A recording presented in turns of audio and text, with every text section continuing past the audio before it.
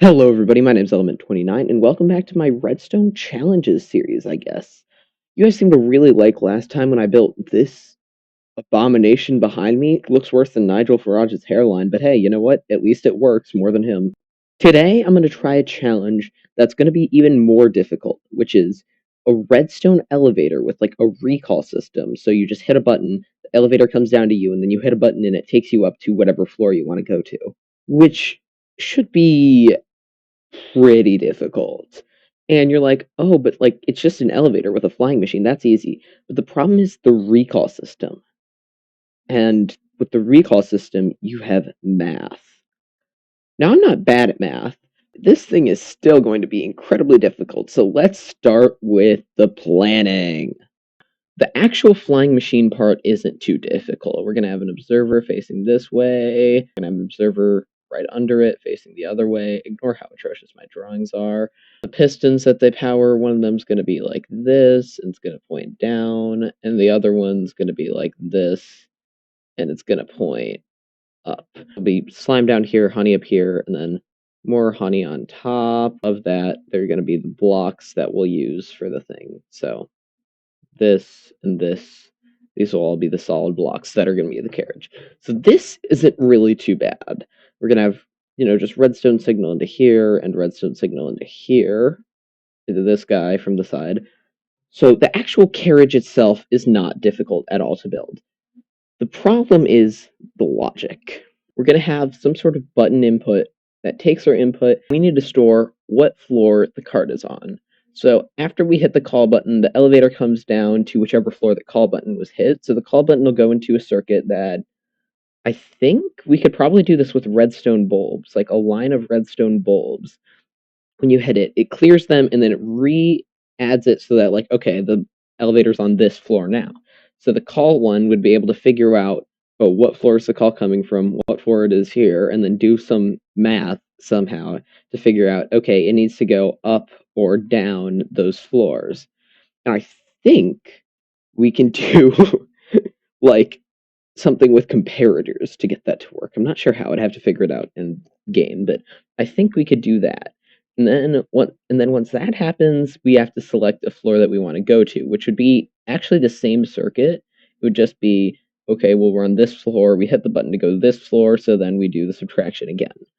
So I think that should work, but I need to figure out how it'll work in game. So let's go do that right now. All right, here we go. I think I can start working on this now. I think I have some ideas on how to do this. All right. Oh, I don't see. Huh?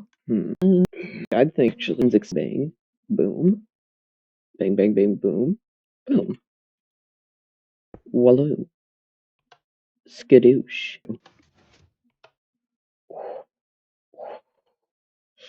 Oh, that looks really good, actually.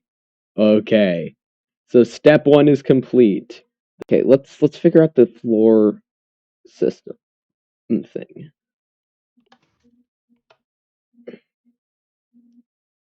So that makes this should give an output of, which one was that? It should give an output of 1. Yes! Right. This whole thing here. Copied up, I don't know, how far up should our levels be?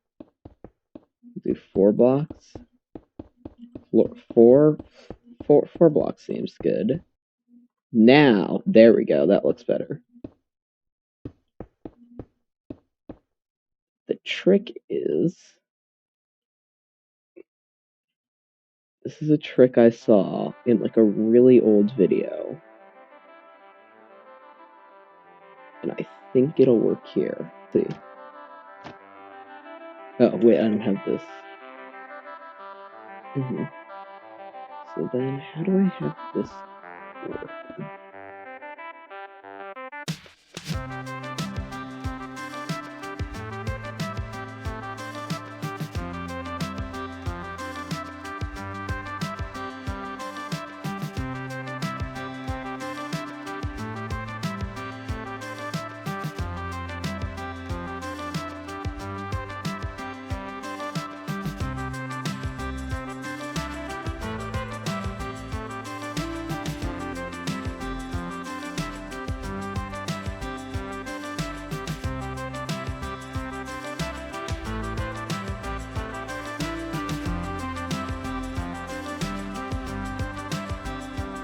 I think that's good. Alright, let's try it.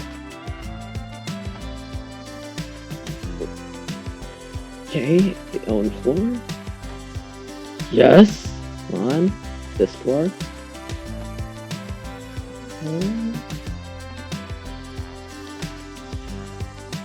Okay. We can deal with that later. So, we now have a system that successfully outputs this based on whichever floor you hit the button from. Ignore how ugly it is. It does work. Does this work still? Oh, it totally works with those. Okay, great. Anyway, here's how this thing works.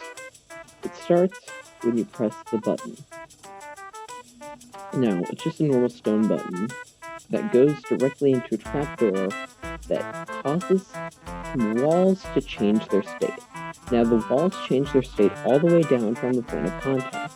So that redstone signal travels all the way down instantly, in a single tick, notifying an observer which powers another copper bulb.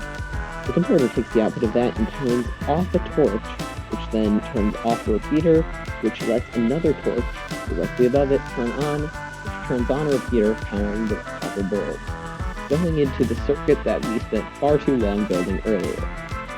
Which means the output goes 15, 14, 13 with a comparator and subtract mode to show 1. It works with the stone button.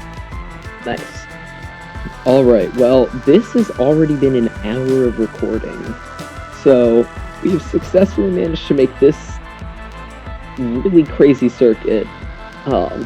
Now, I don't really like the idea of doing a part 2, but I think I'm going to for this video, just so that I can make sure that I can get a video out to you every week.